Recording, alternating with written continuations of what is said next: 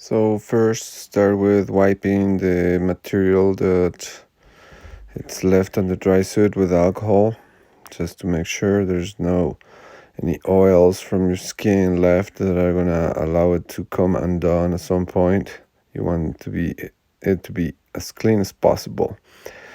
And after that, you're gonna place the gasket up on top of the float bag and just you gotta really think these which is gonna be the inside and the outside, and I probably put it backwards on this one, but you're just gonna work it and try to see where is gonna be the best fit for it and the best place. So no, once it's all located, you're gonna peel it back out and you're gonna clean it again.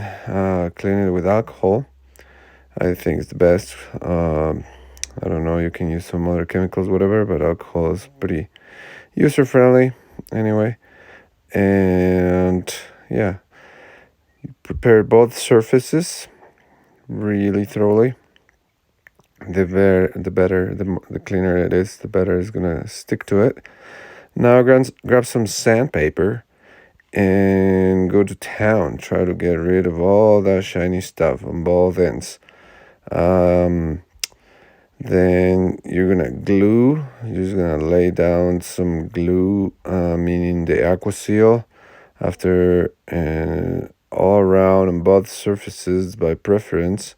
You're gonna It's the best to use the accelerator. The accelerator will allow it to dry faster if you need it. If you don't have it, it's not a big deal. But in this case, I wanted to use my drytop the next day, so I added some of these and make sure I mix it really, really well.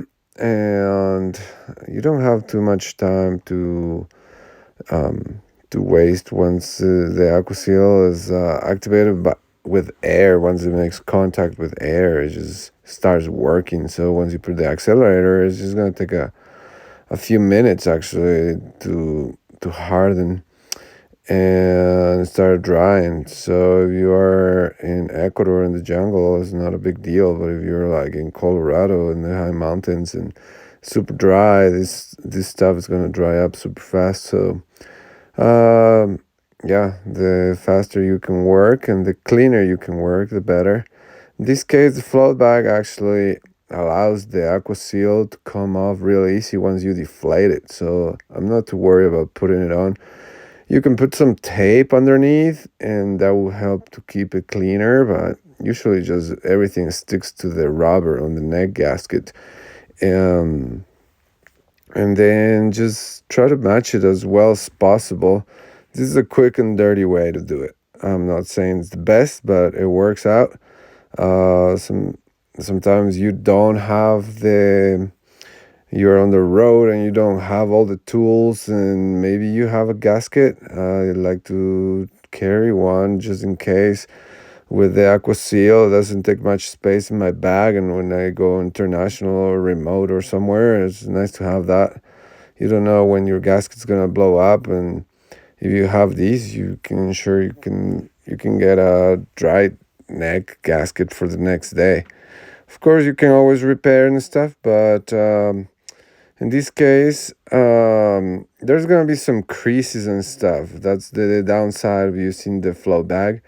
But if you have some of this tape, it makes it that much nicer. Like it keeps it flat and against the neck, the against the dry top is what I'm trying to say.